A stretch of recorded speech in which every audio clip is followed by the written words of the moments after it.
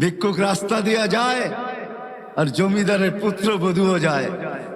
একজন সামনের থেকে আসতেছে, একজন সামনের দিকে যাইতেছে।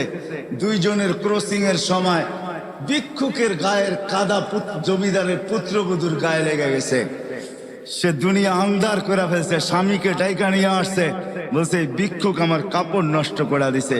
সে শুধু ভিক্ষুক ছিল না, বৃদ্ধ ছিল। বৃদ্ধ ছিল না শুধু, জীর্ণ ছিল, শীর্ণ ছিল, শরীরে কাপড় ছিল না, ফাটা চিরা কাপড় ছিল, পায়ে জুতা ছিল না, পেটে ভাত ছিল না।